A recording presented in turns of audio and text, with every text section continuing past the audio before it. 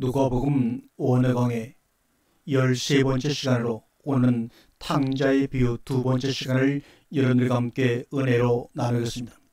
먼저 본문 누가복음 15장 19절부터 32절까지 말씀을 함께 봉독합니다. 지금부터는 아버지의 아들의 일컬음을 감당치 못하겠나이다. 나를 품꾼의 하나로 보소서 하리라고 이에 일어나서 아버지께로 돌아가니라.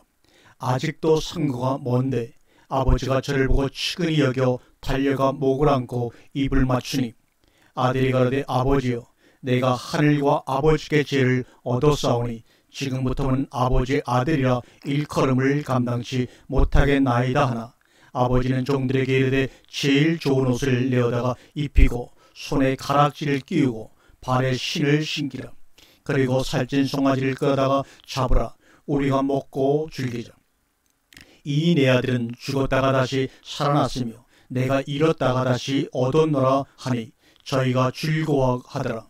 맏아들은 밭에 있다가 돌아와 집에 가까이 왔을 때 풍류와 춤추는 소리를 듣고 한 종을 불러 이 무슨 일인가 물은데 대답하되 당신의 동생이 돌아왔음에 당신의 아버지가 그의 건강한 몸을 다시 맞아들이게 됨을 인하여 살찐 송아지를 잡았나이다 하니 자가 노하여 들어가기를 즐겨 아니하거늘 아버지가 나와서 고나되 아버지께 대답해 가로되 내가 여러 해 아버지를 섬겨 명을 어김이었거늘 내게는 염소새끼라도 주어 나와 내 벗으로 즐기게 하신 일이 없더니 아버지의 살림을 창기와 함께 먹어버린 이 아들이 돌아오매 이를 위하여 살찐 송아지를 잡으셨나이다.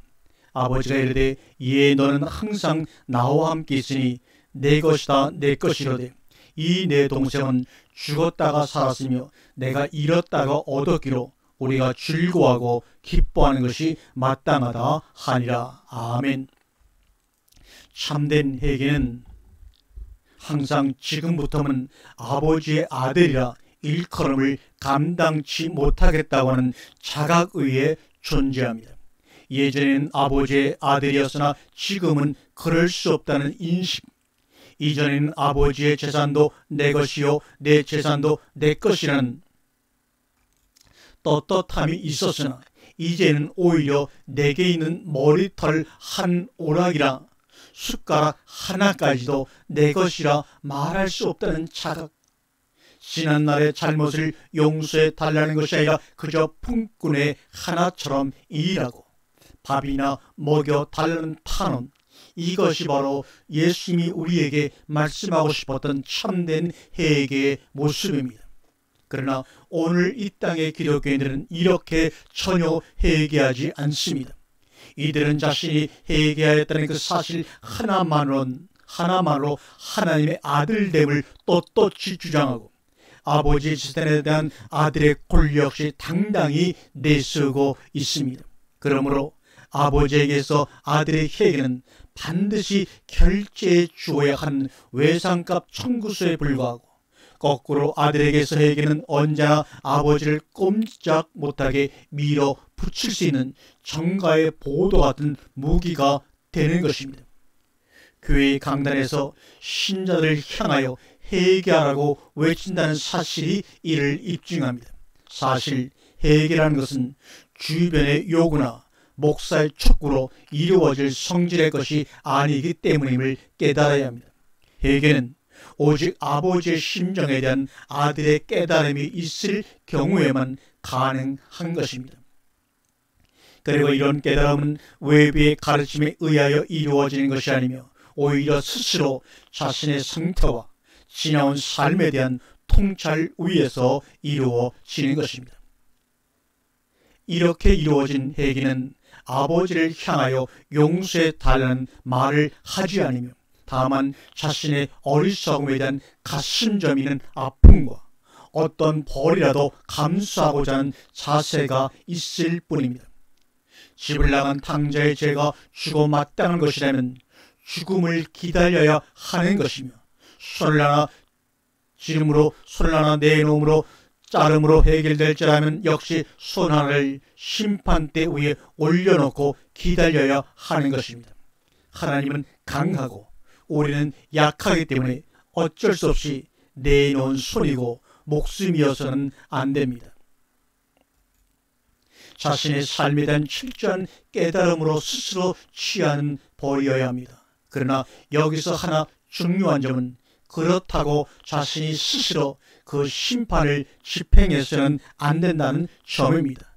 즉 자신의 죄가 하늘에 닿을 정도로 심각하다는 것을 깨달은 사람이 내가 갈 곳은 죽음밖에 없다고 스스로 결론을 내리고 한강에 뛰어들어서는 안 된다는 말입니다. 이건 아버지에 대한 또 한 번의 폭력이며 죄를 몽땅 싸가지고 먼 나라로 떠나가는 것보다 더 심각한 떠남입니다. 즉 다시 한번 아버지의 가슴에 못을 박는 것입니다. 흔히 사람들은 자신의 잘못을 죽음으로 사죄한다는 말을 남기고 저 세상으로 가는 경우가 있는데, 그러나 그런 죽음은 언제나 어디서나 진정한 사죄나 회개가 아닙니다. 인간들 세상에서도 진정한 사죄는 스스로 죽어버리는 그런 도피가 아니라 자신의 잘못을 떳떳이 밝히고 무사람들의 따가운 시선 속에서도 그 잘못에 합당한 벌을 받으려고 앉아 있는 것입니다. 자신의 목숨을 스스로 죽이는 것은 오히려 편한 것이며 자신의 잘못은 회피에 불과한 것입니다. 아버지의 재산을 몽땅 싸가지고 집을 나간 탕자에게서 다시 아버지의 집으로 돌아온다는 것은 사실은 죽기보다 더 어려운 일이라는 것을 알아야 합니다. 아버지를 다시 뵌다는 것은 어찌어찌 견딘다고 하더라도 형을 다시 만나고 동네 사람들을 다시 본다는 것, 그리고 집안의 하인들을 다시 만난다는 것은 그에게 치욕이며 정말 견디기 어려운 상황인 것입니다. 비록 짧은 세월이 들지라도 아버지의 재산으로 흥청망청 살아본 경험이 있는 사람으로서 품꾼의 하나처럼 산다는 것, 이것도 말처럼 그리 쉬운 일은 아닐 것이고, 그렇다고 그 먼 나라에서 목숨을 연명하기에도 고질고질한 일이었을 것입니다. 이럴 경우 대부분의 사람들은 자초하기가 쉽습니다. 아니 오히려 그것밖에 길이 없는 것 같습니다. 그래서 이 탕자가 지나온 삶에 대한 뉘우침의 유서와 함께 자신의 목숨을 끊었다면 어떻게 되었을까? 주변 사람들로서야 그의 형까지도 그의 회개에 애석해하고 연민의 정을 표할 수도 있을 것입니다. 그러나 아버지의 심정은 어떻겠는가? 아버지도 그의 회개로 받을 수 있겠는가? 이 말입니다. 다른 모든 사람들이 그 아들의 회개를 진정한 회개로 칭찬한다 하더라도 하나님 아버지는 그럴 수 없습니다. 아버지에게서 아들의 죽음은 아들이 자신의 재산을 몽땅 털어서 먼 나라로 간 것보다 더한 아픔일 뿐입니다. 그것은 회개도 아니고 뉘우침도 아닙니다. 그러나 본문처럼 집을 나간 아들이 자신의 잘못을 깨닫고 아버지께로 돌아오면 어떻게 되는가? 여기서도 아버지의 반응과 아버지를 제외한 다른 사람들의 반응은 서로 다르게 되어 나타납니다. 먼저 아버지의 반응을 보겠습니다. 이에 일어나서 아버지께로 가니라. 아직도 상고가 먼데 아버지가 저를 보고 치근히 여겨 달려와 목을 안고 입을 맞추니 아들이 가로되 아버지여, 내가 하늘과 아버지께 지혜를 얻었사오니 지금부터는 아버지의 아들이라 일컬음을 감당치 못하겠나이다. 하나 아버지는 종들에게 이르되 제일 좋은 옷을 내어다가 입히고 손에 가락지를 끼우고 발에 신을 신기라. 그리고 살찐 송아지를 끌어다가 잡으라. 우리가 먹고 즐기자. 이 내 아들은 죽었다가 다시 살아났으며 내가 잃었다가 다시 얻어노라니 저희가 즐거워하더라. 이것이 바로 아버지의 반응입니다. 아들과 아버지의 관계라는 것은 바로 이런 것입니다. 아들이 떠나겠다면 말릴 수 없는 것이 아버지의 연약함이요, 또한 자신을 버리고 떠난 그 아들을 날이면 날마다 밤이면 밤마다 안타까움과 허전함으로 기다릴 수밖에 없는 것이 아버지의 사랑입니다. 언제나 아들은 아버지를 버릴 수 있지만 아버지는 아들을 버릴 수 없는 것입니다. 우리가 이 점을 놓치면 안 됩니다. 물론 인간들이 아버지의 이런 약점을 이용하려고 덤벼들면 코가 깨질 일밖에 없지만 자신이 사는 삶이 무엇인지를 알지 못하여 아버지를 버리고 떠난 것 때문에 아버지가 아들을 버릴 수는 없는 것입니다. 오늘 본문의 아버지에게는 아들의 그 어떤 소리도 귀에 들어오지를 않습니다. 아들이 어떤 회개 고백도 하기 전에 아버지가 먼저 아들을 발견하고 그에게로 달려가며 그의 목을 안고 입을 맞추는 것입니다. 아버지로서는 그 아들이 자신의 잘못을 회개하느냐 하지 않느냐는 전혀 중요한 것이 아님을 우리는 깨달아야 합니다. 사실 아버지는 그 아들이 먼 나라에 가서 어떻게 살았냐 따위는 아예 안중에도 없었습니다. 그 정도는 이미 아들이 자신을 떠날 때부터 미리 알고 있던 내용이었습니다. 척하면 삼천리로 꿰고 있었던 일이었습니다. 아버지에게 있어 중요한 점은 그 아들이 돌아왔다는 것 그것뿐이었습니다. 그러나 집을 나간 당자로서는 아버지의 이런 환대가 당치 않은 일이었습니다. 그리고 자신은 지금 아버지에게로 아들로 돌아온 것이 아니라 품꾼의 하나로 돌아온 것입니다. 그러므로 당자로서는 아버지의 이런 환대는 자신이 아버지를 떠나 어떻게 살았는지를 아버지께서 모르기 때문이라는데 생각이 미쳤을 것이고 황급히 자신의 삶을 설명하는 것입니다. 아들이 가로되 아버지여 내가 하늘과 아버지께 지혜를 얻었사오니 지금부터는 아버지의 아들이라 일컬음을 감당치 못하겠나이다. 그래도 아버지는 막무가내입니다. 아들의 그 어떤 고백도 그 어떤 회개도 아버지의 귀에 들어오지 않으며 따라서 아버지의 즐거움을 앗아가지 못합니다. 아버지는 이미 아들의 삶을 부처님 손바닥 보듯이 알고 계신 것입니다. 그러므로 아들의 설명이 필요 없으며 아들의 회개가 필요 없는 것입니다.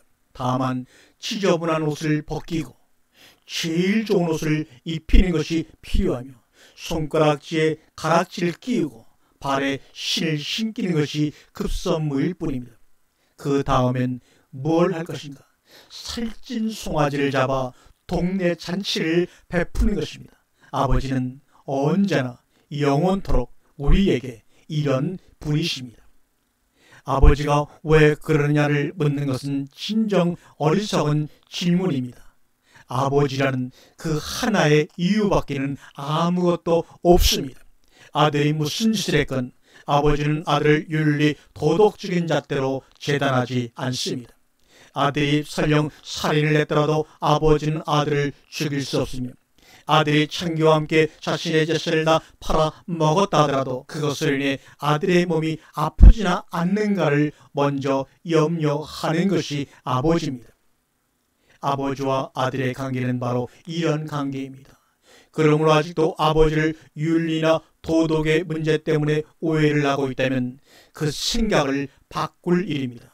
아버지의 관심은 우리의 윤리 도덕적인 삶이 아니라 우리의 건강하고 튼튼한 삶에 있는 것입니다. 이어지는 아버지의 말씀을 보겠습니다. 우리가 먹고 즐기자. 이 내 아들은 죽었다가 다시 살아났으며 내가 잃었다가 다시 얻었노라. 아멘. 아버지를 떠난 아들은 그것으로 이미 죽은 아들이며 잃은 아들이었습니다. 그리고 돌아온 아들은 그것으로 이미 살아난 아들이며 다시 찾은 아들이라는 사실. 아버지에게는 탕자가 먼 나라에서 어떤 삶을 살았느냐 하는 것은 전혀 관심 밖의 일이었습니다. 이 점을 착각하면 우리는 절대로 안 되는 것입니다. 지난번에도 말씀을 했지만 먼 나라에서 이 아들이 성실하고 모범적인 삶을 살았느냐 아니냐는 아무것도 아닙니다. 그가 윤리 도덕적으로 깨끗해도 아버지에게는 죽은 아들이었고 창기와 더불어 허랑방탕한 삶을 살았더라도 아버지에게는 잊어버려진 아들이었습니다. 아버지에게 돌아가는 문제를 윤리 도덕적인 삶의 해결로 생각을 하시는 분들이 있다면 여기서 분명한 정리가 있어야 할 것입니다. 이제 다른 사람들의 반응을 한번 봅니다. 물론 여기서 중요한 사람은 집을 나간 이 탕자의 형인 큰 아들이지만 주인의 명에 따라 둘째 아들에게 옷을 입히고 가락지를 끼우며 신발을 신기던 종들의 입장도 한번 생각해 봅니다. 이 종들도 진정 아버지처럼 즐거워했을까? 종들에게서 집을 나갔던 둘째 아들이 돌아오고 그 아버지가 그를 환영했다는 사실은 어느 모로 보더라도 썩 내키는 일은 아니었을 것입니다. 우선 그로 인해 자신들이 해야 할 일거리가 늘어난다는 것도 귀찮은 일이지만 또 하나의 상자를 모신다는 것도 그리 즐거운 일은 아니었을 것입니다. 또한 이런 문제가 아니더라도 종들로서는 주인의 처사가 쉽게 납득이 가지 않았을 것입니다. 자기들 생각으로는 아버지의 재산을 그런 식으로 빼앗아 다 날려버리고 온 아들을 벌 하나 주지 않고 맞아들인다는 것, 상상하기 힘든 일이었습니다. 성경의 본문을 자세히 보면 사실 아버지가 돌아온 아들에게 하는 말은 아무것도 없음을 알 수가 있습니다. 그냥 그의 목을 안고 입을 맞추고 좋아한 것뿐입니다. 그동안 어떻게 지냈느냐는 물음도 없었고 아들이 자신의 잘못을 회개하는 내가 하늘과 아버지께 죄를 지었다는 말을 할 때도 아버지는 이런 방구 대꾸가 없었습니다. 아버지는 돌아온 아들에 대하여는 아무런 할 말이 없었던 것입니다. 오직 종들을 향하여 아들에게 옷을 입히고 손에 가락지를 끼우라고 이르고 송아지를 잡아 먹고 즐기자고 제안을 할 뿐입니다. 그런데 문제는 그 다음 말입니다. 그리고 살찐 송아지를 끌어다가 잡으라. 우리가 먹고 즐기자. 이 내 아들은 죽었다가 다시 살았으며 내가 잃었다가 다시 얻어노라니 저희가 즐거워하더라.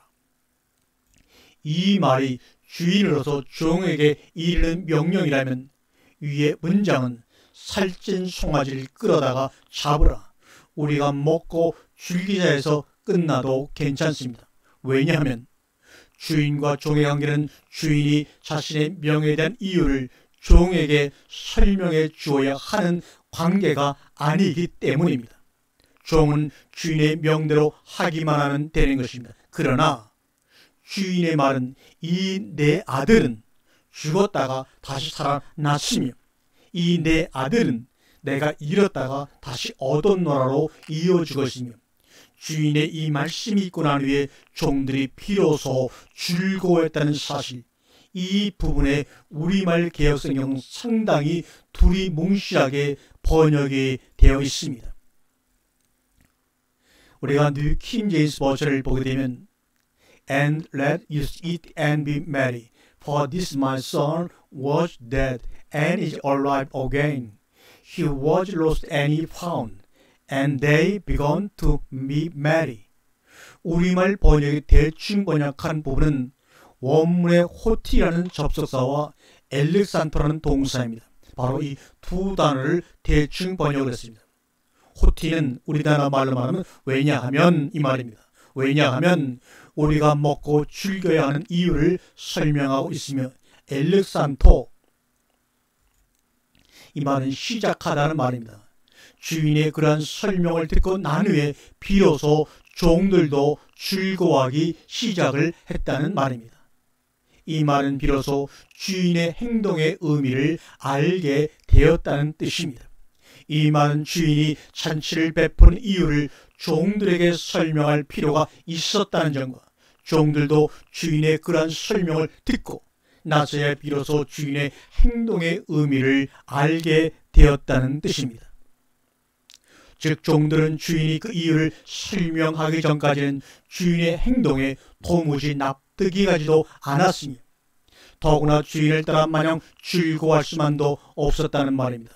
주인이 잔치의 이유를 설명하고 종들이 그제서야 즐거워할 수 있었다는 얘기는 그러므로 그러기 전까지는 둘째 아들의 귀환이 종들에게 별로 탐탁지 않은 사건이었다는 반증인 셈입니다. 그러나 종들은 주인의 이러한 설명에 반박하지 않습니다. 그들은 그럴 고난도 없거니와 설령 주인의 행동에 대한 못마땅함이 있다고 하더라도 다시 자기들 외에 상전으로 군림할 가능성 있는 둘째 아들이 보고 있는 자리에서 주인에게 그 행동의 부당함을 피력할 수는 없는 노릇입니다. 종들이 할 수 있는 일은 그저 주인의 설명에 따라 갈 수밖에 없는 것입니다. 주인이 그렇게 설명조차 해주지 않는다고 한들 종으로서야 또한 어쩌겠습니까?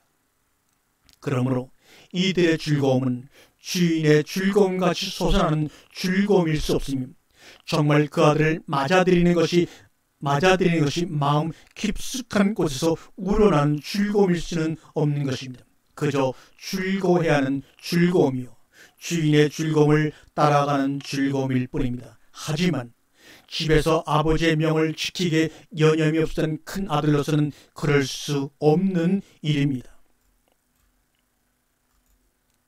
큰 아들에게서 둘째 아들의 귀환은 이미 그것 자체로 성가신 일인데 거기다 아버지가 대대적인 환영으로 그를 맞아들였다는 사실, 우리는 이 큰아들의 분노와 속상함을 이해해야 합니다. 맏아들은 밭에 있다가 돌아와 이렇게 성경은 증언합니다.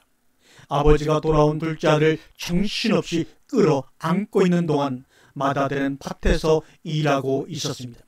물론 이 맏아들은 둘째가 아버지께 재산의 분배를 요청할 때 거기 동참하지도 않았으며 또한 둘째가 먼 나라에서 욕심의 쾌락에 젖어 있을 때에도 아버지의 일을 거들기에 여념이 없었습니다.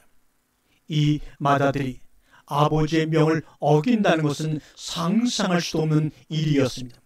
철들고 불합리한 면이 있다고 하더라도 받들어 모시는 것만이 최선인 줄 알고 살아온 성실한 인물이 바로 큰아들입니다.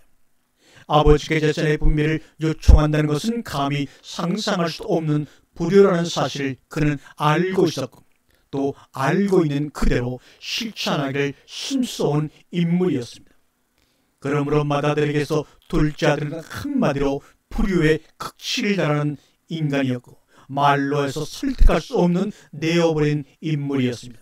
이런 불효막심한 인간이 자기 동생이라는 사실, 맏아들로서는 감당하기 힘들었을 것입니다. 그런데 그런 동생이 아버지께 재산을 나누어 봤더니 제발로 집을 나가버렸다는 것, 그야말로 알터니가 빠진 것처럼 개운한 일이었습니다. 이제 아버지의 허전한 마음을 달래드리기 위하여 이전보다 더욱더 열심히 일할 것만 남았습니다. 집에 있는 종들을 잘 다스려 살림을 제대로 꾸려가기 위해서는 무엇보다 맏아들 자신의 솔선수범이 필요했을 것이고 그래서 맏아들은 불철주와 열심히 일했을 것입니다. 둘째 아들이 돌아오던 그날도 맏아들은 밭에서 늦게까지 일하다가 돌아오는 길에 이미 풍류와 춤추는 소리로 한참 무익은 잔치판을 발견했던 것입니다. 맏아들은 밭에 있다가 돌아와 집에 가까이 왔을 때 풍류와 춤추는 소리를 듣고 한 종을 불러 이 무슨 일인가 물은데 대답하되 당신의 동생이 돌아왔음에 당신의 아버지가 그의 건강한 몸을 다시 맞아들이게 됨을 인하여 살찐 송아지를 잡았나이다. 이 무슨 어처구니 없는 작태인가. 그놈이 돌아왔다는 것은 또 무슨 얘기입니까? 또 그로 인해 잔치판이 벌어지다니 이럴 수는 있는 문제인가. 나에게는 염소새끼 한 마리 친구들과 나누어 줄게 하신 일이 없던 아버지가 그놈을 위하여는 송아지를 잡다니 아버지는 이런 식으로 자식을 편애해도 괜찮은가. 아버지의 젖살을 창기와 함께 말아먹은 그놈에게 송아지를 잡아 바치다니 이럴 씨는 없는 일이다. 사랑도 좋고 자비도 좋지만 그것보다 먼저 집안의 공의가 제대로 서야 하는 법. 나도 여태까지는 아버지의 방식에 대하여 군소리 없이 순종해 왔지만 이번 일만은 정말 해도 너무한 처사가 아닌가. 이대로 아버지를 따라다가는 그나마 남은 재산을 저놈이 또 가로챌지도 모를 일이다. 나의 존재를 분명히 인식시켜야 한다. 그런 결심을 큰아들은 했을지도 모릅니다. 그래서 저가 노하여 들어가기를 즐겨 아니하거늘 아버지가 나와서 고난데, 부모가 자신의 요구를 들어주지 않을 때 요새 아이들이 부모에 대하여 가지고 있는 무기 가운데 하나는 밥 안 먹겠다는 것입니다. 밥 안 먹으면 결국 자기 배고픈 것인데 그래도 아이들은 그것으로 자신의 소원을 이루어냅니다. 자식 이기는 부모 없다는 말 생각해 볼 문제입니다. 하나님도 마찬가지입니다. 물론 하나님은 인간들이 정 먹기 싫어하면 그냥 굶겨버릴 수 있는 냉정한 분이어서 인간들의 생각에 좌우되지는 않으시지만 오늘 본문에서처럼 일단 먹으라고 권하기는 하시며 또 마다들처럼 끝내 그 생각을 고집하는 인간들 때문에 많이 속상하시고 많이 가슴 아픈 분이십니다. 그러므로 하나님이 베푸시는 천국잔치는 사람들 스스로 들어가기 싫어서 안 들어가는 것이 하나님이 못 들어오게 막아서 사람들이 못 들어가는 것은 아닙니다. 아버지는 정말 누구나 그 잔치에 참여하기를 진정으로 원하고 계십니다. 그러나 마다들 같은 사람들은 아버지의 잔치에 참여할 수 없습니다. 오히려 아버지가 둘째 아들같이 부려막심하고 창기와 함께 놀다 온 놈을 해초리 한 대 안 때리고 벗선발로 영접했다는 사실, 정말 하나님이 진정 이런 분이라면 우리가 이 땅에서 성실하고 열심히 살아야 할 이유가 어디에 있는가? 하나님의 명을 어김이 없는 삶을 살아온 마다들에게서 둘째 아들의 귀환과 아버지의 영접은 확실히 충격 그 이상이었을 것입니다. 마다들이 둘째 아들의 잔치에 동참하지 않는다는 사실은 오늘날 기독교인들이 여러 가지로 꼭 씹어보아야 할 사실입니다. 한평생 하나님의 뜻을 이루기 위해 노심초사 애쓰고 산 사람일수록 죽기 5분 전에 하나님을 믿어 천국에 입성한 사람들과 동일한 대접을 받기는 힘들 것입니다. 그것을 인정하기는 불가능할 것입니다. 그래서 천국의 상급론이 그렇게 유행되고 사람들의 관심을 끄는 것 아니겠습니까? 나는 한평생 주의 말씀을 전하느라 세상의 명예도 버리고 부귀와 권세도 버렸거늘 저놈은 겨우 죽기 5분 전에 예수를 믿어 예수를 위한 수고라고는 손톱만큼도 한 것이 없는데 나랑 동일한, 아니 그 이상의 대접을 받다니 하나님의 공의라는 것이 겨우 이 정도란 말인가? 이런 분노가 치밀어 오를 것입니다. 아버지께 대답해 가로되 내가 여러 해 아버지를 섬겨 명을 어김이었거늘 내게는 염소새끼라도 주어 나와 내벗어 줄게 하신 일이 없더니 아버지의 살림을 창기와 함께 말아먹은 이 아들이 돌아오매 이를 위하여 살찐 송아지를 잡으셨나이다. 이 말은 마다들이 아버지를 향하여 자신의 억울함을 토로하는 원망이기도 하리니와 누가복음 15장을 여는 말씀 가운데 나오는 바리새인이나 서기관들의 예수를 향한 원망이기도 합니다. 뿐만 아니라 이 말은 오늘날 많은 이들이 장차 하나님 앞에서 늘어놓을 원망과 불평이기도 한 것입니다. 하나님, 저는 정말 주일 한번 빼먹은 적이 없었고 11주 한번 건너뛴 적이 없었습니다. 성전 건축에도 혼신의 힘을 다하여 참여했고 이웃사랑 실천운동에도 힘이 닿는 대로 도왔습니다. 어디 그뿐이었겠습니까? 제가 전도해서 교회에 나온 사람만도 수백 명의 일이며 그들 가운데 주의 일꾼으로 봉사한 사람도 수십 명이 됩니다. 그들 가운데 목사가 10명이 됩니다. 그런데 이게 뭡니까? 천국잔치자리엔 장녀와 세리가 먼저 와 있고 무신론자와 불교신자들이 먼저 와 있습니다. 더군다나 그들을 제가 세상에서 하나님의 일에 열심일 때부터 이렇게 천국잔치 자리에서 송아지 고기로 배불리고 있었습니다. 제가 알기로 그들은 하나님의 명을 지킨 적보다 어긴 적이 훨씬 많은 인간들이며 하나님의 나라에서는 물론이요 세상에서도 별로 유익하지 않은 인간들이었습니다. 그런데 이게 뭡니까? 정말 서운하네요. 하나님, 정말 이럴 줄 몰랐습니다. 이처럼 큰아들은 언제나 아버지의 심정을 이해하지 못했던 아들이었습니다.